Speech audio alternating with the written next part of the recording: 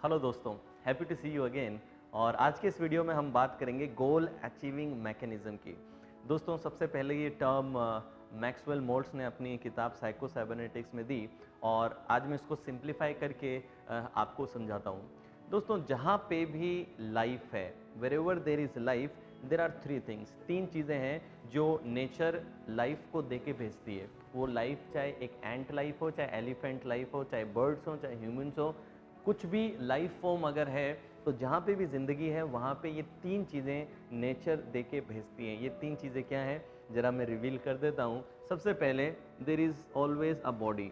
जहाँ पे भी आपको लाइफ दिखेगी, चाहे वो सी लाइफ है, चाहे वो स्काई लाइफ है, चाहे वो लैंड लाइफ है, बर्ड्स हैं, एंड्स हैं, एलिफेंट्स हैं, ह्यूमंस हैं, फिशेज हैं, कुछ भी हैं, वहाँ पे अगर लाइफ है तो देर इज बॉडी। इवन वायरस या बैक्टीरिया जैसी छोटी चीज़ें भी क्यों ना, ऑर्गेनिज्म क्यों ना हो, wherever there is life there is body.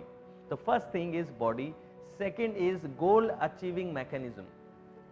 दोस्तों, जहाँ पे भी जिंदगी है उस जिंदगी में, चाहे वो एंट है या एलिफेंट है, उनके अंदर गोल अचीविंग मैकेनिज्म्स हैं जिनका स्पेसिफिक काम है गोल्स को अचीव करना। कौन से गोल्स को? वो है तीसरा point, pre set goals. Nature जब भी लाइफ बनाती है तो उस लाइफ को एक बॉडी देती है, एक गोल अचीविंग मैकेनिज्म देती है ताकि वो प्री सेट गोल्स पूरे कर सके। प्री सेट गोल्स का मतलब ऐसे गोल जो आपकी जीन्स में कोड करके भेजे गए हैं, प्रकृति ने आपकी जीन्स में डाल करके भेजे हैं, आपने उन्हें चूज नहीं किया, बट ये प्रोग्राम्ड हैं हम सभी के अंदर। एक चींटी में भी प्रोग्राम्ड है, एक एलिफेंट में भी प्रोग्राम्ड है, एक पक्षी में भी प्रोग्राम्ड है, व्हेल मछली में, फिश में, ह्यूमंस में, हर जगह ये तीन प्री सेट गोल्स हैं जो आपने डिसाइड नहीं किए, मगर नेचर ने फिक्स करके, प्रोग्राम करके आपको ये तीन गोल्स दिए।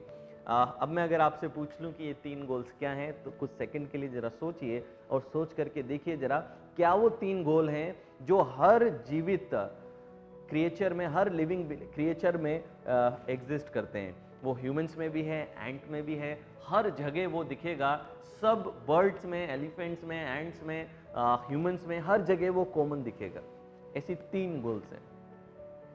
चलिए, मैं ज़्यादा सस्पेंस में आपको नहीं रखता और मैं रिवील कर देता हूँ कि ये तीन प्रीसेट गोल्स जो हर लाइफ फॉर्म में है, चाहे वो अमीबा हो, चाहे वो ह्यूमन बींग्स हो, हर जगह आपको दिखेंगे। और वो तीन गोल्स हैं, first is survival. First goal is survival, second goal is reproduction, and third goal is propagation. देखिए, सर्वाइवल का मतलब अपने आप को जिंदा रखने की चाहत। एक चींटी भी अपने आप को उतना ही जीवित रखना चाहती है जितना कि ह्यूमन बीइंग या फिर और कोई एनिमल या फिर और कोई बर्ड। हर एक जीव में, चाहे वो वायरस हो, बैक्टीरिया हो, या फिर एंट हो, एलिफेंट हो, गिलेरिया हो, पक्षी हो, हर एक जीवित क्रिएचर में, स्पीशी में जिंदा रहने की चाहत है जो कि नेचुरली हमारे अंदर एनकोडेड है। तो नेचर ने हमें तीन प्रीसेट गोल दिए, जिसमें पहला रहा कि अपने आप को जीवित रखो। आज जो हम खाना खाते हैं, पानी पीते हैं, पक्षी जो शिकार करते हैं, जो शेल्टर्स बनाते हैं, ये सब किस चीज़ का नतीजा है? सर्वाइवल का नतीजा है। सेकेंड, रिप्रोडक्शन, यानी कि अपने डीएनए को रिप्रोड्यूस करो, रेप्लिकेट करो। एंड थर्ड इज प्रोपेगेशन, मतलब अपने जीन्स को आगे बढ़ाते जाओ, सदियों तक सदियों आपके जीन्स आगे बढ़ते रहें। That is called propagation. तो मैं स्टेप बाय स्टेप आपको समझाता हूं। फर्स्ट पार्ट देखिए, सर्वाइवल। नेचर ने हमें गोल अचीविंग मैकेनिज्म दिए, यानी हमारी बॉडी में अलग अलग सिस्टम दिए जिस सिस्टम के जरिए हम सर्वाइव कर सकें। तो सर्वाइव करने के लिए क्या चाहिए? सर्वाइव करने के लिए डिफेंस और अटैक मैकेनिज्म चाहिए होते थे कि जो प्रे है वो अपने आप को डिफेंस कर सके और जो प्रीडेटर है वो अटैक कर सके। तो नेचर ने शेर को गोल अचीविंग मैकेनिज्म के तौर पे जॉज दिए, जबड़ा उसको दिया, उसको पंजे दिए, उसके नाखून शार्प रखे, उसकी मस्कुलर स्ट्रेंथ अच्छी दी, उसकी भागने की स्पीड बढ़ाई। तो ये अटैक मैकेनिज्म शेर को मिले। गोल अचीविंग मैकेनिज्म, गोल क्या है? खाना ढूंढना है, उसके लिए ये सिस्टम ऑलरेडी नेचर ने उसको दिए। अब हिरन को वो शिकार कर रहा है, हिरन को सेफ्टी मैकेनिज्म दिए, डिफेंस मैकेनिज्म दिए, उसमें भागने की क्षमता दी इस तरीके से कि वो अपने डायरेक्शन क्विकली चेंज कर सकती है और वो मिसगाइड कर सकती है अपने प्रीडेटर को। तो नेचर ने सर्वाइवल का गोल पूरा हो इसके लिए क्या मैकेनिज्म दिए हैं, डिफेंस मैकेनिज्म दिए हैं और अटैक मैकेनिज्म दिए हैं। दूसरा, नेचर ने फूड ढूंढने की कैपेसिटी दी है, बिकॉज देखिए आज हमारा गोल सफल होना है, आज हमारा गोल अच्छी नौकरी पाना, अच्छा बिजनेस खड़ा करना, अपने आप को प्रोडक्टिव रखना, ये सारे गोल्स हमारे हैं। लेकिन एक ज़माने में आज से हज़ारों साल पहले जब हम एक हॉस्टाइल एनवायरनमेंट में रहते थे, वहाँ पे हर दिन गोल सिर्फ यही था, find food and don't become food. हर रोज़ यही मेहनत थी कि खाना ढूंढना है और खाना बनना नहीं है। खाना ना बनो इसके लिए डिफेंस मैकेनिज्म, खाना ढूंढ सको इसके लिए अलग अलग मैकेनिज्म नेचर ने आपको दिए। आपके घर में अगर थोड़ी सी शुगर गिर जाए, सपोज ज़मीन पे शुगर गिर गई, आपको पता नहीं चला, आपको नहीं पता चलेगा लेकिन चींटियों को कहीं से भी पता चल जाएगा। आप आज ही जाकर के ट्राई कर लीजिए, अपने घर में कुछ घंटों के लिए शुगर डाल के रख लीजिए। आप चाहे 10वें माले पे रहते हो, चाहे 16वें माले पे या 100वें माले पे, आपको चींटियाँ तुरंत आती हुई दिख जाएंगी और आपकी शुगर पे अटैक करेंगी। ये आपको पता नहीं है लेकिन चींटियों में ये मैकेनिज्म है कि वो तुरंत एनर्जी का सोर्स, फूड का सोर्स आइडेंटिफाई कर लें और उस तक पहुंच जाएं। उसको न जाने कहां से रास्ता मिलता है। तो नेचर ने अगर सर्वाइवल का गोल दिया, तो नेचर गोल देती है ना, तो नेचर आपको उस गोल को पूरा करने की क्षमता भी देती है, उसको पूरा करने की कैपेबिलिटी भी आपके अंदर इंस्टॉल करके देती है, जैसे कि उस एंट में रहा। तो फूड, हर पक्षी में फूड ढूंढने की कला है। हर चिड़िया रोज सुबह अपने घोंसले से निकलती है तो अपने लिए और अपने बच्चों के लिए दाना ढूंढ ही लाती है कहीं से भी। तो फूड ढूंढने की एबिलिटी, फूड ढूंढने की कैपेसिटी और फूड ढूंढने के मैकेनिज्म नेचर ने दिए। अब स्क्विरल की अगर मैं बात करूं, एक गिलहरी जो जिसने सर्दियां अभी देखी भी नहीं है, लेकिन वो गिलहरी नट्स इकट्ठा करना शुरू कर देती है और वो नट्स इकट्ठा करती है सर्दियों के लिए, ताकि पूरी सर्दियां उसे बाहर ना निकलना पड़े और वो अपने बिल में ही सारा खाना इस्तेमाल कर ले। तो उस गिलहरी को किसने बताया कि सर्दियां आने वाली हैं? उसने कभी सर्दियां देखी भी नहीं है, लेकिन फिर भी वो सेव करती है, जस्ट बिकॉज नेचर ने अगर सर्वाइवल का गोल आपको दिया है तो नेचर ने आपको पावर्स भी दिए हैं, मैकेनिज्म, सिस्टम्स भी दिए हैं, ताकि आप उस गोल को पूरा कर सकें। दोस्तों, कई साइबेरियन बर्ड्स होती हैं जो हजारों किलोमीटर कॉन्टिनेंट से, अलग अलग कॉन्टिनेंट से ट्रेवल करके कुछ पर्टिकुलर सीजन में इंडिया में आती हैं। उनको हजारों किलोमीटर दूर से ये पता चल जाता है कि इतने हजारों मील दूर कोई कॉन्टिनेंट है, कोई प्लेस है जहाँ पे टेम्परेचर अभी सूटेबल है हमारे ज़िंदा रहने के लिए, और वो पूरे के पूरे कॉन्टिनेंट्स ट्रेवल करके ऐसी जगहों पे आती हैं जो उनके लिए यूज़फुल है। तो दोस्तों, नेचर इतनी पावरफुल है कि नेचर ने जब भी आपको गोल दिए हैं, नेचर ने आपको गोल अचीव करने के मैकेनिज्म भी साथ में दिए हैं। तो ये तो रहा फूड की बात। अब सर्वाइवल में शेल्टर की भी ज़रूरत होती है। तो चिड़िया को घोंसला बनाना कौन सिखाता है, या फिर एक स्पाइडर को वेब बनाना कौन सिखाता है? आप और मैं नहीं सिखाते। उनमें एक इनहेरेंट कैपेसिटी है अपने लिए शेल्टर क्रिएट करने की। एक चूहे को बिल खोदना आपने नहीं सिखाया है, लेकिन उनमें इनहेरेंट कैपेबिलिटी है अपने लिए शेल्टर ढूंढने की। और हम इंसान कई बार ये पता नहीं लगा पाते, मेरे लिए 2 BHK अच्छा है, 5 BHK अच्छा है, 8000 स्क्वायर फीट बढ़िया है, या कितनी जगह मेरे लिए इनफ है। लेकिन कभी देखा कि एक चिड़िया ने इतना बड़ा घोंसला बना लिया कि उसके रहने के अलावा भी बहुत सारी जगह बच गई हो। एक चिड़िया अगर कभी भी घोंसला बनाती है तो वो एग्जैक्टली उतना ही होता है जितना उसके लिए और उसके अंडों के लिए इनफ स्पेस हो। This is the precision of nature and this is the beauty of nature. Whenever I think about it, I really feel amazed and I really feel grateful for our nature, that nature is giving us so much power and it is giving us such amazing systems and mechanism जो हमें हमारे goals तक पहुंचने में मदद करते हैं। दोस्तों, ये बात रही सर्वाइवल की कि किस तरीके से फूड, शेल्टर में हमारे नेचुरल मैकेनिज़्म है, एनिमल्स में, एनिमल लाइफ में दिखते हैं, और एक समय पे हम में भी ये नेचुरल मैकेनिज़्म थे ही, और इनफैक्ट आज भी हैं कि इन नेचुरल मैकेनिज़्म के ज़रिए हम अपने आप को सर्वाइव कराते हैं। नेक्स्ट अगर मैं आ जाऊँ तो वो है रिप्रोडक्शन। दोस्तों चींटी भी रिप्रोड्यूस करती है। रिप्रोडक्शन का मतलब है कि अपने ऑफस्प्रिंग्स को जन्म देना, अपने डीएनए को आगे बढ़ाना, अपनी चेन को आगे बढ़ाना, नए बच्चों को जन्म देना। तो इंसान भी बच्चों को जन्म देते हैं, चींटियाँ भी देती हैं, बर्ड्स भी देती हैं, और जो भी लिविंग क्रिएचर है वो रिप्रोड्यूस ज़रूर करता है। इट इज़ नॉट पॉसिबल कि कोई भी लिविंग क्रिएचर है, स्पीशी है, वो रिप्रोड्यूस नहीं करती हो। तो ये भी एक कॉमन ऑब्जेक्टिव, एक प्रीसेट गोल जीन्स में एनकोडेड है कि आपको रेप्लिकेट करना है, आपको अपने डीएनए को आगे बढ़ाने के लिए रिप्रोड्यूस करना है। तो रिप्रोड्यूस के अलग अलग एनिमल्स में अलग अलग मैकेनिज्म्स हैं। इवन फ्लावर्स अपने आप को रिप्रोड्यूस करते हैं, एनिमल्स, बर्ड्स, फिशेस, जो भी लिविंग क्रिएचर है वो अपने आप को रिप्रोड्यूस करता है और नेक्स्ट जनरेशन इस वर्ल्ड को दे के जाता है। लास्ट पार्ट है प्रोपगेशन। प्रोपगेशन का मतलब है कि अपने ऑफस्प्रिंग को, जिन बच्चों को जन्म दिया है, उनको इस लायक बनाना कि आगे वो भी इस चेन को आगे बढ़ा सकें।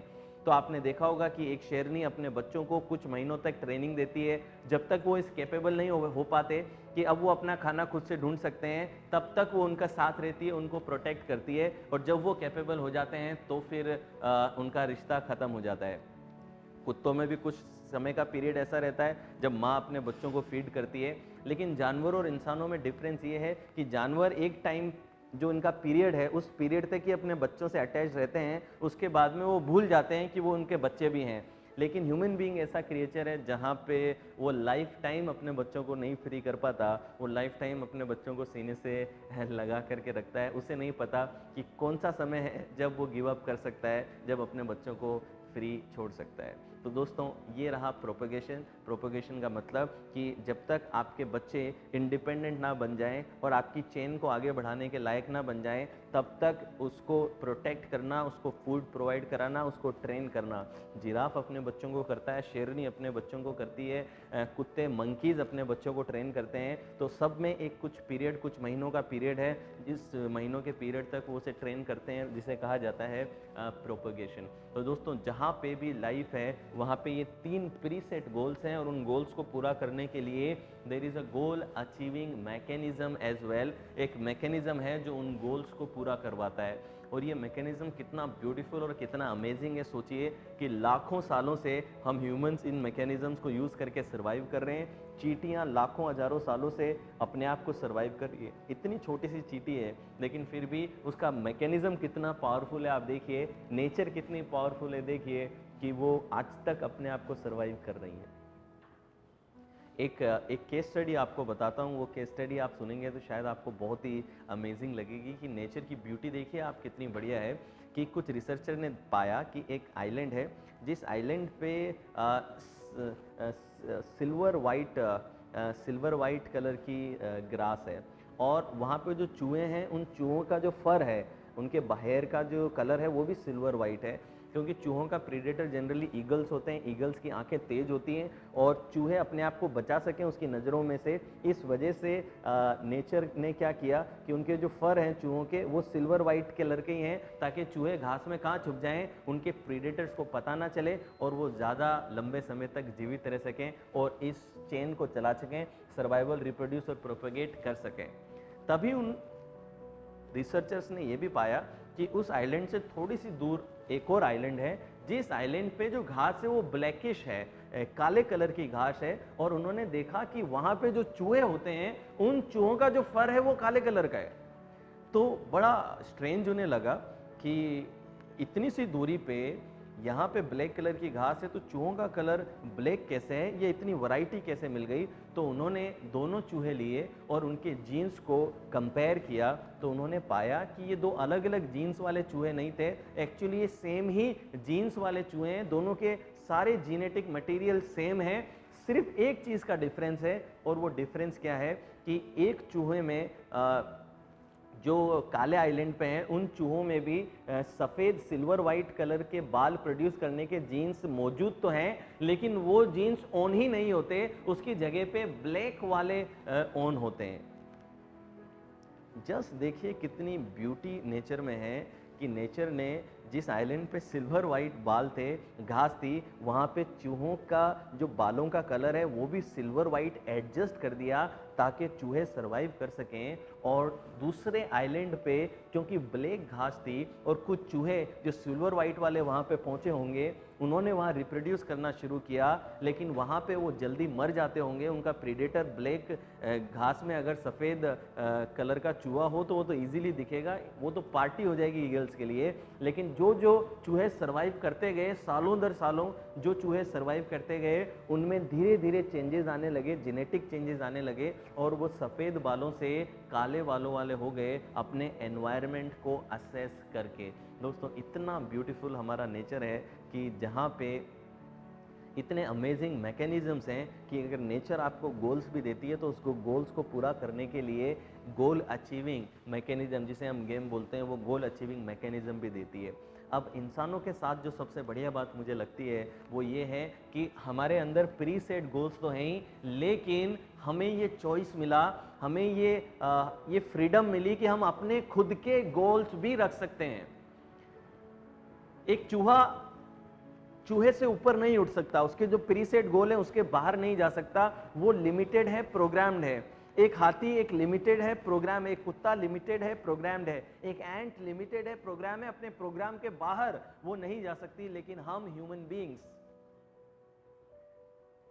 बींग्स दोस्तों इस काबिल हैं कि हम अगर चाहें तो हम लोग अपने खुद के गोल्स बना सकते हैं, हम अपने खुद के लक्ष्य ले सकते हैं, हम म्यूजिक क्रिएट कर सकते हैं, हम कविताएं लिख सकते हैं, हम बड़े बड़े बिजनेस बना सकते हैं, हम देश बना सकते हैं, हम कॉन्स्टिट्यूशन लॉ बना सकते हैं, हम सिर्फ अपना ही नहीं, हम एनवायरनमेंट के बारे में सोच सकते हैं, हम अपनी आने वाली जनरेशन के बारे में भी सोच सकते हैं। हम इतना कुछ फ्री चॉइस से कर सकते हैं। ये एक सबसे बड़ी पावर नेचर ने हमें दी। और दोस्तों, मजे की बात मैं आपको बताऊं तो वो ये है कि जो सेम गोल अचीविंग मैकेनिज्म ये 3 गोल्स के लिए फायदेमंद रहता है या 3 गोल अचीव करने में हमें मदद करता है, यही सेम गेम हम यूज कर सकते हैं हमारे बाकी गोल्स, जो लाइफ के गोल्स हैं, जो सक्सेस गोल्स हैं, हमारे business, relationship, health, personal development के जो गोल्स हैं, उन गोल्स को अचीव करने के लिए भी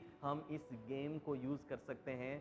बस हमें थोड़ी सी ट्रेनिंग करने की ज़रूरत है। और जैसा कि मैंने बताया कि एक बार आपकी सेल्फ इमेज से आइडिया क्रॉस कर गया, फिल्टर हो गया, तो एक बार गेम जब उसको एक्सेस कर लेगा, उसको एक्सेप्ट कर लेगा, तो आपका गोल अचीविंग मैकेनिज्म थॉट्स, इमोशंस को, फीलिंग्स को इस तरीके से चेंज करेगा कि आप उस गोल तक पहुंच जाएं। ना सिर्फ ये, आपका जो गोल अचीविंग मैकेनिज्म है वो सिर्फ आपके अंदर ही चेंजेस नहीं करता, दूसरे लोगों को अट्रैक्ट भी करता है आपके जीवन में।